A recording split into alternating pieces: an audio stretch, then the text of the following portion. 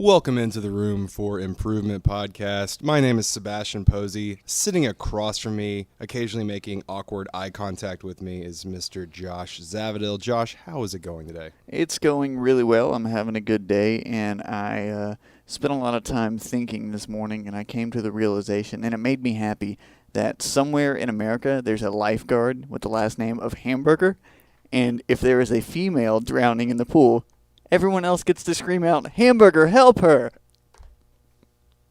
Welcome back to 15 seconds ago before Josh made that joke. As we roll along with the show, we have a special guest with us. That would be Mr. Nick Goulis. Nick, how's it going? I need to pick myself up off the floor after that joke. Not partly because of its hilarity and partly because of how awful it was. That's the beauty of them. It's right. But I'm good. I'm here. I'm alive. This whole conversation's already been derailed by Hamburger Helper, which I'm pretty sure there's a lot of nights that have been derailed by Hamburger Helper. But going forward, we got to get rolling here. We got about an hour's worth of conversation that we're going to fit into half an hour. I'm no physicist, but I'm pretty sure that's not possible. But darn it, we're going to try our best here on the Room for Improvement podcast. You're still wasting time right now. I know, and you're not helping matters. We got two things we want to hit really quickly on. We're talking World Cup and we're talking NBA free agency. First, the World Cup. Josh, did you ever read A Tale of Two Cities? Back when I remembered books that I read. That's an interesting way to put it. Nick? No. Well, if you ever read my book report on it in high school, clearly neither did I. But if that book was about two soccer games, it would have been about the two that we saw over the past 2 days. Germany just absolutely dominating Brazil to a final of 7-1 in just a complete annihilation. And then you had Argentina and Netherlands today, which I don't want to say snooze fest. Then don't. I'm not going to. It's just, it literally was a night and day difference. Nick, what were your thoughts on the two games?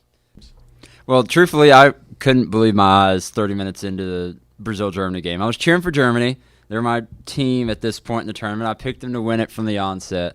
But this game just, there were no words. I mean, 5 goals in 30 minutes. Truthfully, 5 goals in 15 minutes from when the first and the last were scored there in the first half. And Germany stopped playing a half hour in. There was no reason for them to continue playing. There's no need to exert energy, and they could have doubled that. They could have put 10 on them. That entire back line was just completely putrid. They weren't marking anyone, and it's really curious as to why, because these are all, they all have Champions League medals. This is not just something that was thrown together. They picked up 5 guys off the side of the road and said, okay, you 4 start and we'll send you on later. And this is a back line for Brazil. And they have the most World Cup titles. And they just look like they were children half the age of their competition. It was not close.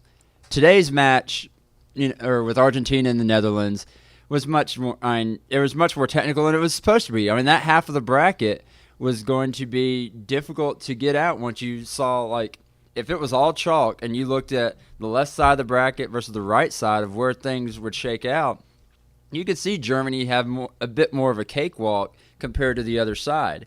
Even with Spain getting knocked out, it was still difficult on that side of the bracket. So another game that goes to penalties, granted there was hope that we would have seen goals, but another game that goes to penalties from that side of the bracket is not surprising. And, a lot of people came into this tournament talking about how this needed to be Lionel Messi's tournament. He had to show out here. That was the one thing that a lot of Argentines view as a difference between him and Diego Maradona. That is the one thing. So if things turn out in his favor on Sunday, which history says they will, no European team has ever won the World Cup on South American soil. If things work out in that and follow that trend, he's on a pedestal. He's got a statue or 7. I mean, he's all set. It did seem like, because Messi has had all these great moments in this tournament, that I think it was minute 117, it looked like he was about to have another Messi moment. Yeah. And he has done it all tournament, whether or not he's the one actually scoring the goals or not. I mean, he had a ridiculous through ball in the game before this that had the internet ablaze. There was actually discussion. I mean, there's probably discussions on soccer Twitter about it every day about whether he's the best in the world. But between some of the writers I follow, they were talking about him right now, best all time, just as it stands right now, because he has so much more to play. Yeah, and he does have a lot of front of him, and it seems like he's been around forever. Yeah. And this is his third World Cup. He's what, 25, 26, I thought he was older than that. He can't be. We'll look that up here real quick. Let Josh handle that. But just, everything he's done this World Cup, he's not selfish. He's not your normal superstar. He's what people wanted LeBron to be in Cleveland and early on in Miami. He just turned 27. Wow. Okay, so he just turned 27. He's got at least one more World Cup. He'll probably make the bench for two more, or for that second one. He can distribute something. It's kind of like what Ronaldo did against the U.S. He did nothing for almost the entire game, but he can still do that great cross. Messi can, get through 8 defenders, and then you're still focused on him, and he'll make that great cross. And he'll put a scoring opportunity for other people. He does not care if he gets the goals. He just wants to win. And that's what separates him.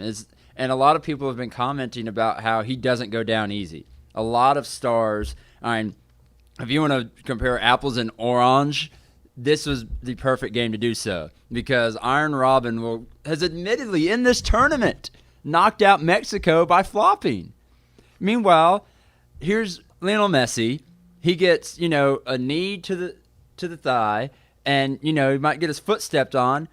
But if he can get his foot forward, he still wants that ball. Because he knows if he keeps going, half the players are going to expect him to go down. So they'll lose a step. He keeps going. He can get in that easy cross. He can get in an easy goal. His attempts to score become easier by him staying on his feet. It's unreal. I know one of the commentators, I think 2 games ago, he dribbled in between 4 guys, and he made the comment, he was like, any other player goes down there. Yeah. These guys sliding in at him. He kept the ball at his feet, eventually lost it, and he has 4 guys on him. Right, earned the foul, but didn't go down, and they were just marveling at the fact that this guy, his balance, his ability to keep the ball at his feet, it's just unreal watching him play in all aspects. People think of him as scoring these amazing goals, but like you said, he's known for so much else. Mm-hmm. Now, I think that's what makes him so endearing, is because he's a complete player to so many people. And it depends on who you ask. Last year, he may have finished 3rd for Ballon d'Or, the Golden Ball, the greatest player in FIFA. Because Frank Ribery had a fantastic year last year. Ronaldo ended up winning the thing, and you go 6 one way, half dozen to the other with him in club soccer. But for what he's doing right now, you can't argue against him. And for him, the ultimate ending in all of this is that Messi scores 2 goals against Germany. They win 2-1, and he wins Argentina their 3rd World Cup, and he gets the Golden Boot. That is the storybook ending for this, should it fall that way. But it's not going to be that easy. Okay, so now let's look ahead to Sunday and the World Cup final between Germany and Argentina. The one thing that immediately sticks out to me in that is you have Germany who, when they are on, they just dominate teams. Argentina, for the most part, has kind of this mentality of they hang around, and then they just kill you with a minute, 2 minutes, or just right into stoppage time. At least it's seemed that way for a lot of the games. Is that going to work for Argentina against Germany if Germany is firing on all cylinders? It can. They'll have Angel Di Maria back. They'll be able to. The thing you have with Germany is that, and I discussed this yesterday with multiple people, is that they are so deep. You look at their starting 11, and you'll then look at their subs and ask the question 5 times of, well, why isn't this guy playing? And because you're having to ask that question 5 times, there'll be 2 guys that don't play, period, at all, because 3 guys will get subbed on. 2 guys won't play at all. And you'll wonder, why is this guy not playing in a World Cup final? Because Germany is that deep. It is ridiculous the level of talent that they have right now. It's what a lot of people view Spain as going into this tournament. But Germany has been there this entire time. Germany's been there for the last 30 years. And that's the thing, is that Germany has just built this consistency. And, I mean, to a quick aside, this is what the Americans want. There's a reason Jurgen Klinsmann's been brought in, is to mirror the Germans. And that's one thing that has been missing, and ever since the Germans have revamped, is a international tournament title. And I think, like I said, I picked them from the get-go. I think they get it because they're just too strong. But at the same time, that stadium is going to be 80% sky blue. And there are people that are crossing that border right now 3 days in advance so they can go ahead and try and find a ticket. Because the Brazilian fans, they're trying to find a ticket to the third-place game. But that is going to be a very blue stadium come Sunday afternoon. Might be in numerous ways. Blue or blue as in sad. Well, I will say this. It was pretty Brazilian yellow, because it's not really true yellow yesterday, and it didn't really seem to bother Germany. I don't think the blue is going to be a big deal for them. We don't normally go for predictions, but hey, it's the World Cup. We don't get to do this but every 4 years. So why not throw it out there? Are you, Nick, picking Germany, or are you going Argentina? I am. I'm actually going 2-1 to Germany. I know I said 2-1 with Messi scoring 2 goals is your storybook ending, but I'm going Mueller scores first. Come out, start the second half, Argentina scores, and then Andre Schürrle has been the super sub of the tournament pretty much. And I think Schürrle gets subbed on and scores the winner probably around 75, 78 minutes. I would love Argentina to win because I love Messi that much. But like Nick, I think Germany is stacked, I guess is the word.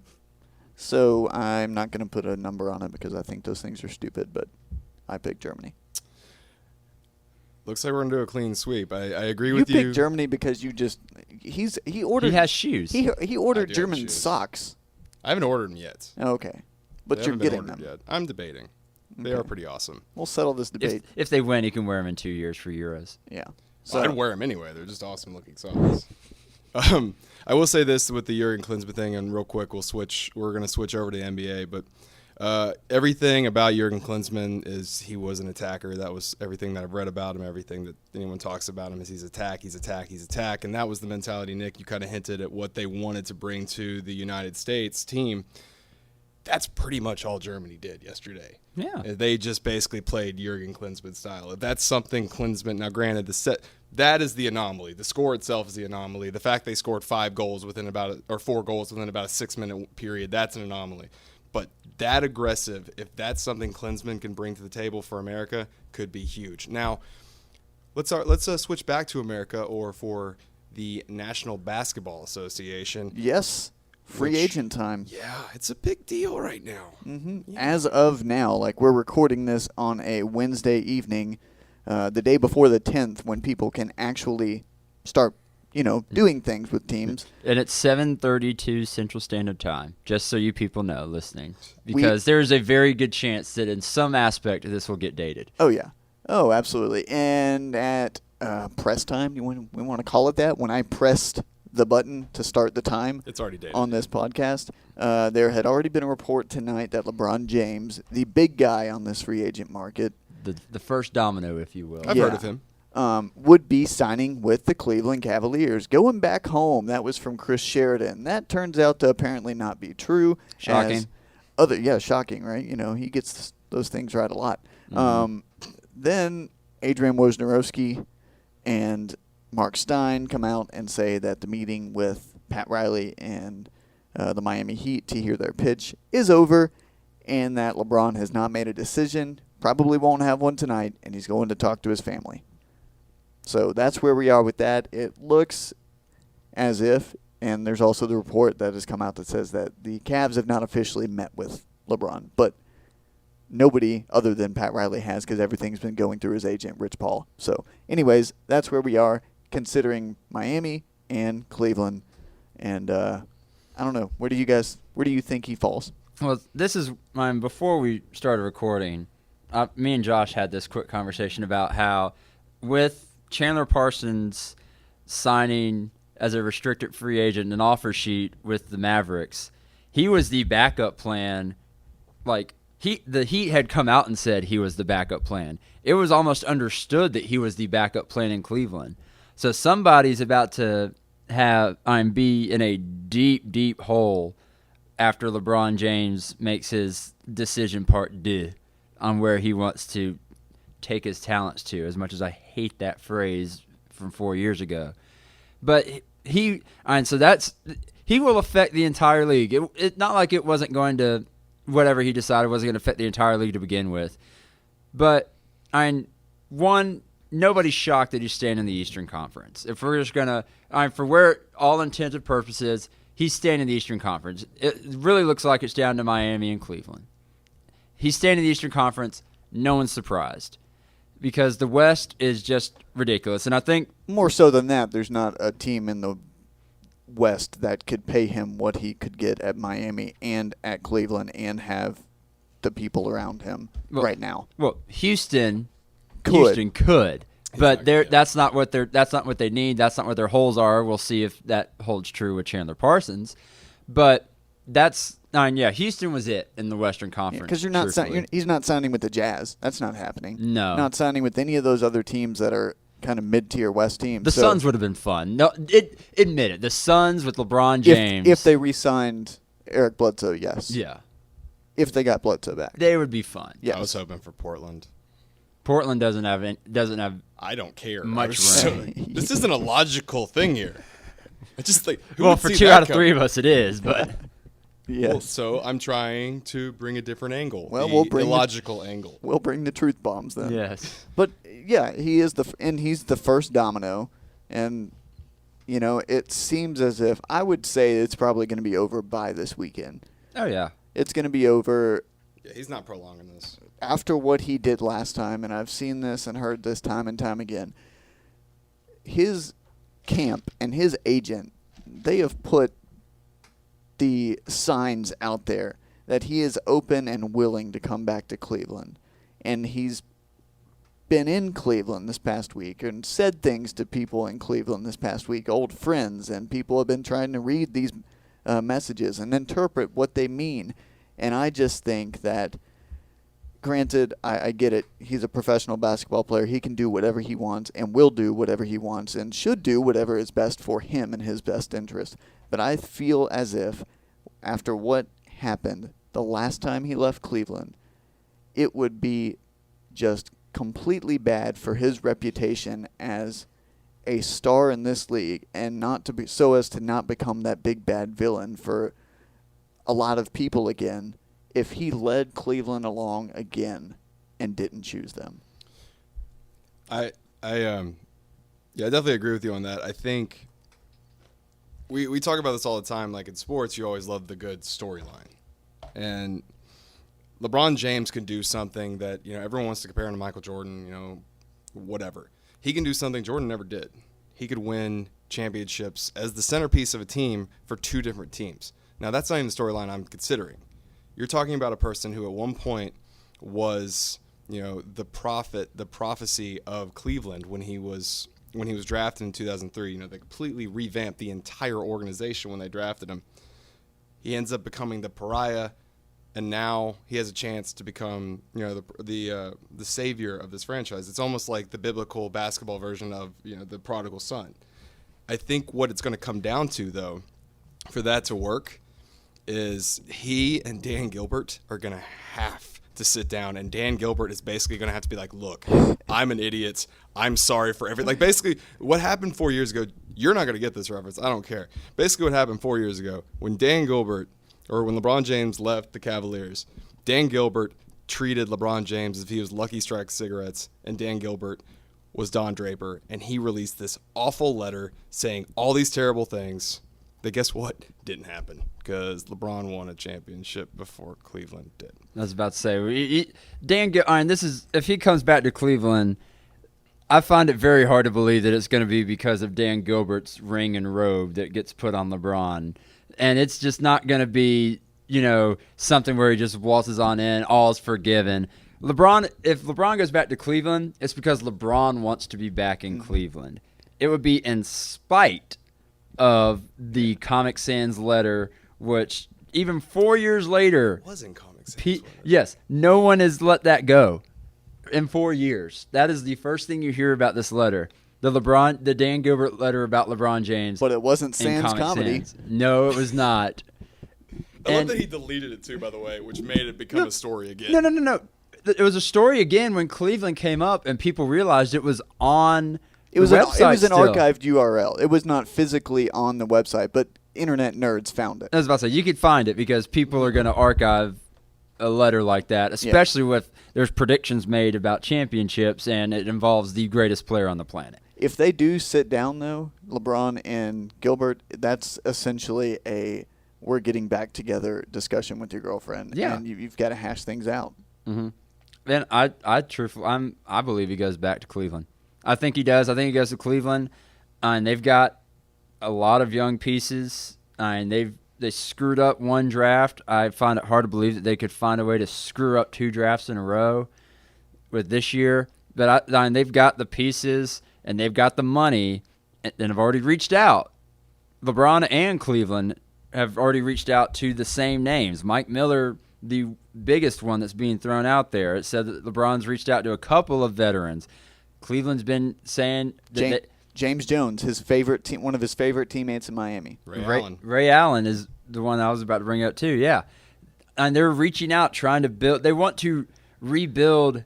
They want LeBron to be happy. Obviously, that's what anybody's going to want. That's why Pat Riley's had this meeting to lay out with LeBron. Hey, here's what we're going to do, and we'll find out whether or not it's good enough. And see, before you hash into that point, I think this meeting with LeBron, I used to have this immature view of LeBron. I used to not like him. But I feel like over the past 4 years, he has grown not only as a player, but as a human being, and he understands the flaws that he had last time, that he made last time. And essentially, what would happen if he demanded that 2-year, $100 whatever million max, whatever it would have been, the 2-year max with Miami, is he is basically leaving his friends out to dry. He's leaving Chris Bosh out to dry, who isn't going to get a 2-year deal likely. He's leaving Dwayne Wade, who would probably come back, out to dry. He's not going to probably get a 2-year deal. So you're telling them, I'm going to come back for max money for 2 years, but then I'm going to do this all over again when Dwayne is old and you are probably going to demand a trade. And I think he just realizes that that's not, he can get enough money on a max contract at Cleveland, go home, he's won 2 titles, and go win one for a city. And I think, when you look back at the decision, I agree with you 100%. I don't think the decision was ever anything the way he did not, at least in my eyes, did not want it to go down the way it did. Mm-hmm. He hated, for everything I've read, he hated that first year where he really was the quote-unquote villain of the NBA, and he's done everything he can to really rebuild himself in the eyes of a lot of fans, myself included, who was not a big fan of him at the time either. When you look at the 2 teams, though, when you look back at 2010, it made perfect sense for him to go to Miami. Miami was definitely the better team. When you look at these 2 teams on paper right now and what the potential Cleveland has, Cleveland's the better roster going forward. Well, that's because they have a roster going forward. Miami doesn't have a roster to speak 3? of right now. Yeah, there's 4 players? two signings in the last day or so. So 3 players. Miami has 3 players plus a draft pick. So 4 Granger, players. Yeah. And Cole. Yeah, which, by the way, that was probably a hilarious conversation in the meeting today. We've already got McRoberts on board. We've got Danny Granger.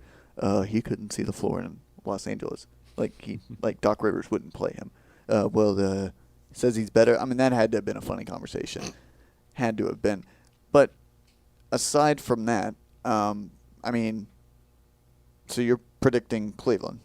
I want to say Cleveland. Mm-hmm. I don't want to predict it because you're trying to predict somebody deciding something that literally could come down to just completely change his mind. Mm-hmm. I think Cleveland's the better choice.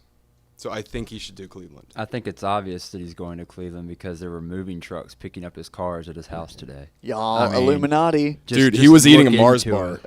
He's 2 time zones away, but he can still get his cars picked up so he can have a sweet ride from Las Vegas to the Mistake by the Lake. Also, there were reports today. There was a trade that happened earlier this morning. The Cavs shipped Marcus Thornton and Tyler Zeller and a first-round pick to the Celtics. Yay! Assumedly, so that they Dumping could Jarrett Jack, too. dump Jarrett Jack and Sergei Karasev to Congrats for getting that right. dumped him to Brooklyn and whatever so that they could have room to offer LeBron max money. Now, they've also reportedly engaged in talks with the Timberwolves about pairing up with Kevin Love. And the rumor going out is it would be LeBron and Kevin Love and Kyrie Irving in Cleveland. But Minnesota most likely would not want anything to do with that deal unless they got Andrew Wiggins in return. And if I'm Andrew Wiggins, that's got to stink. Well, you'd have Ricky Rubio. Come on. Ricky Rubio, yes, but he's also, he's middle of the pack. He's middle of the pack point guard still. Yeah. You're going to a franchise that hasn't done much and a West that continues to get stronger. It's not looking good. But my argument about that from a Cavs perspective is I just don't understand it. I get that you want Kevin Love, but you're giving up a player that has the opportunity to be, he's the most talented prospect in the draft since LeBron James, could play next to LeBron James, a guy who we already know makes everybody around him better. Learn from him, grow with him. To me, it's a no-brainer that you don't do that. You keep him and you build with what you got. You have Tristan Thompson. You have Anthony Bennett, which after he was shut down last year and came back, had good numbers for a rookie. People don't want to talk about that because he was woeful before he was shut down. But after the fact, he actually played pretty well. But people don't like talking about that because, revisionist history. And I don't think Kevin Love deal happens. I don't even know if Kevin Love wants to move this summer. I know he's well, let me take that back. I don't know if Kevin Love will move this summer. I know he wants to. It's pretty obvious he's been shopping himself around.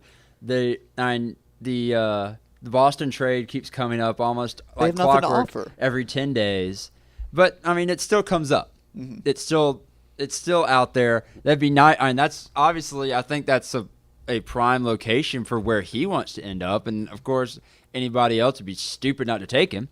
But I don't think he moves this year. I think he does his own little free agency. He has his year, and I think he just waits it out this year because once LeBron picks somewhere, you've got Melo supposedly who's going back to New York, but at the same time, there are a lot of people who are saying he's taking New York's money, and then we're going to figure out where Melo really wants to go play. Which I think is smart, but yeah.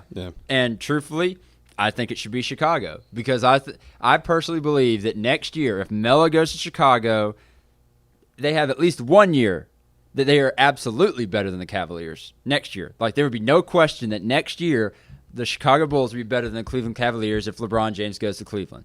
And then after that, you definitely have the competition of those two cities. And I think that's where I know Derrick Rose wasn't there, and you can read into whatever crap you want to about that, and that he doesn't want him there, which I think is how could you not? Yeah. And the Bulls could waltz through the East next year, I believe, with Carmelo Anthony. Well, you're talking about this coming season, right? Yes. If he signs, he can't be traded until I don't know if he fits the December 30th deadline or if he's the one later on, like closer to the trade deadline. Mm-hmm. But he wouldn't be able to just sign and then get traded unless they do a sign and trade, in which if you're signing for that much money, that's probably not happening with Chicago. But, I do think that the best location for Carmelo in the future is Chicago, without a doubt.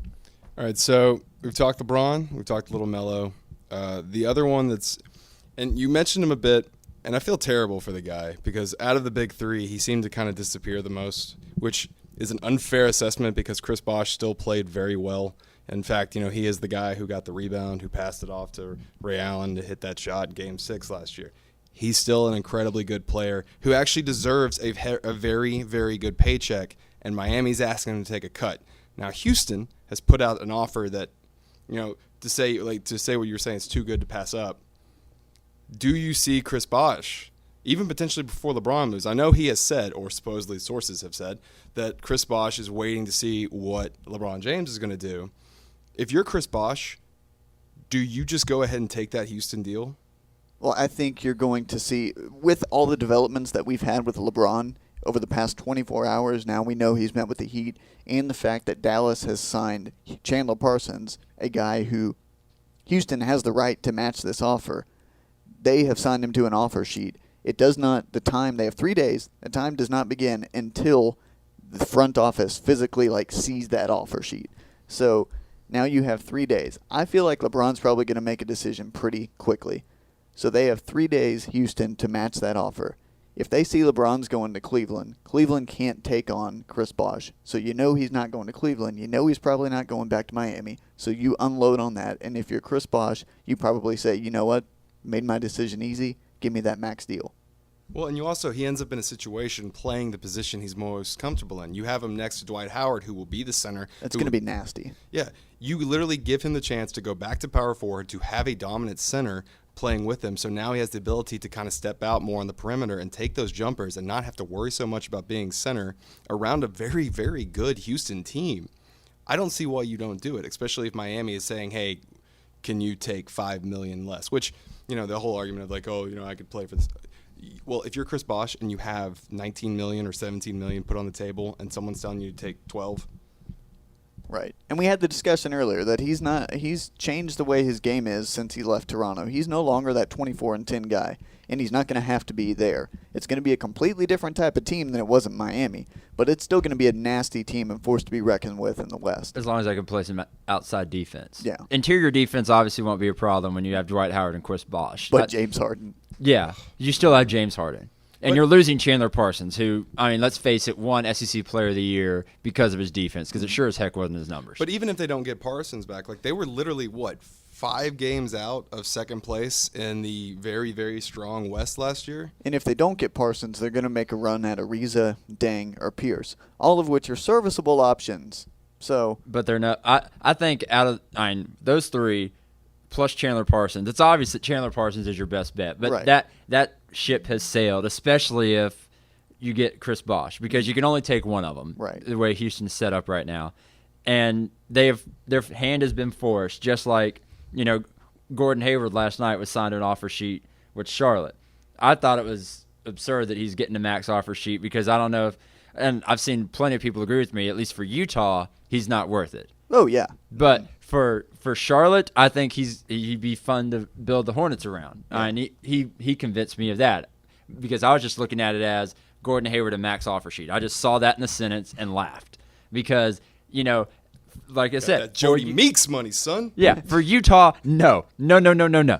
But that's where here, and I think we'll go back to the third. Ryan, you said somebody who's been overlooked. The real person who's been overlooked in all this is Dwayne Wade. I think Ryan, we'll discuss where he goes because I think he stays in Miami, but he's not getting a max deal because his age and his performance has dwindled. But where you go with Chris Bosh here, obviously, and it's a peculiar situation on whether or not he would want to be the man in Miami. And because granted he went there to be, part of the big three, but would he decide to just stay there, be the guy, or have that team where he's the guy? Because he could still be the guy somewhere. And I think that in Houston, that's not going to happen. There's too many guys in Houston for him to be the guy. And so you're looking forward to where Chris Bosh could go. I think, obviously, it's now down. Did he sign the offer sheet? Chris Bosh? No, he hasn't. That's right. He has not signed any offer sheets. And he's unrestricted. Yeah, he opted out. Yeah, he did opt out. That's correct. So he can just sign. But, yeah, he's been presented with it. He knows what's out there. And I think that will be interesting to see if Chris Bosh wants to just be the guy somewhere himself and spurns Houston. Mm-hmm. Real quick, we're wrapping up here, but there are 2 more guys I kind of want to hit on that. Obviously, they're not. Yeah, that sounds really funny, doesn't it? two like more your night's players. gonna be wonderful. 2 more players I would like to discuss in this conversation that we are having. They're not necessarily getting overlooked. It's just you have the best player in the NBA on the free as a free agent. You have the other 2 members of the big three, Carmelo, etc. Guys who I think, depending on where they land, are going to be huge additions to whatever team. That's Lance Stevenson and it's Pau Gasol. And I think Pau Gasol, Nick Goulas, who you've heard his voice just a few seconds ago, really, he's an Oklahoma City Thunder fan. And Pau Gasol is apparently up there on their wish list, probably number one, I would say. He would be top of the wish list. It would not surprise me if that happens, that the Thunder finally use their amnesty on Kendrick Perkins, which has been rumored ever since that became a thing. And I think they need to sign. I mean, that's going to make Kevin Durant has come so close these past few years. It's been unreal. He's been arguably the best player in the league last year.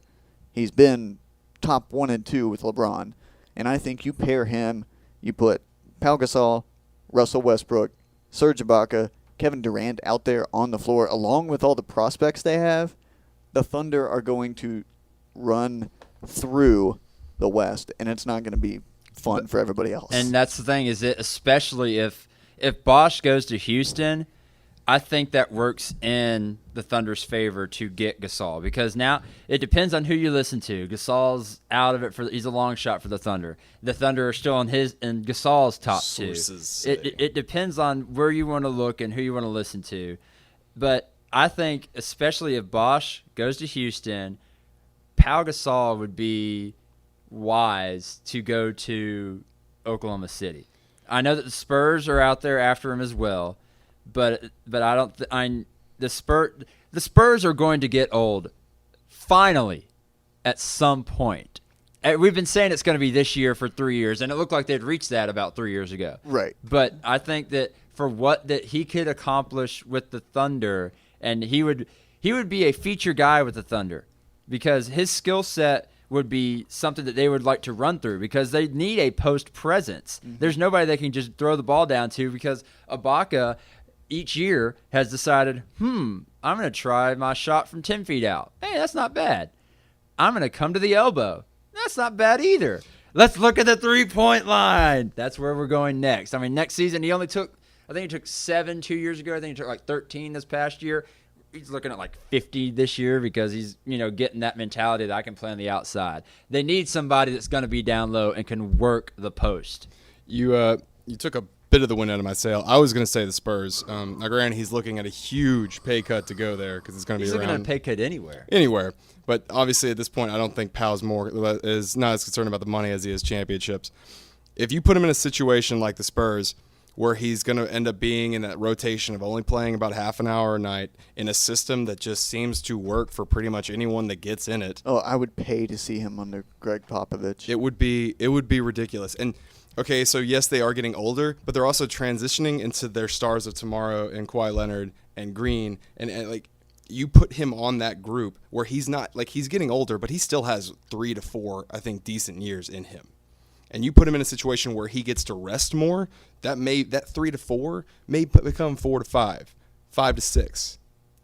Granted, I don't know his exact age, but that to me just makes the perfect sense for a guy like him, and it would make the defending champions that much scarier. From a Thunder perspective, though, Steven Adams, and you can ask him, when Steven Adams was drafted, I scoffed, I threw my phone, I cursed his name, because it was just like, who is this guy? But he played phenomenal for a rookie last year. And I think that that's the guy that you look at. You let Powell start. If he comes to Oklahoma City, you let Powell start for 2 years, and then that's where you'll start seeing Powell he won't even play a half hour. He'll play 25 minutes. He'll be off the bench guy, and he would be fine with it if they can win him, if he starts and they win a championship. Yep. But you'll have Steven Adams move into that role, and I think he will be able to. And I think that you can prolong Powell there from a Thunder perspective. And so, I mean, that would be my challenge. And I cross my fingers that Serge Ibaka, being a teammate of Powell on the Spanish national team, can be that one thing that just kind of tilts it in Oklahoma City's favor. Because injuries have derailed in the last 2 years. And, Russell Westbrook really hurt. But now, because Russell Westbrook got hurt, you have Reggie Jackson, what he is. And then once Serge went down there's no one that could replace him. He played through pain. Otherwise, there's no other way to look at it. But there's no one down low that if somebody goes down, they can slip in. Powell could do that, and that's why I think there are just so many positives for Pau Gasol going to Oklahoma City. All right, we're going to hit it real quick because we got to go. But your boy, Josh Lance Stevenson, where do you see him landing? My opinion on him has changed recently because I forgot about something he did at one point. So he's no longer my boy. Your former boy, Lance Stevenson, where do you think he's going to go? I think he's going to wind up at with the Bulls, which is going to frustrate the Bulls fans I know on Twitter because they really don't want him there. Well, he's an Indiana guy, first off. I mean, that's where you start. Yeah. But, you know, I really have – the market for him is so weird.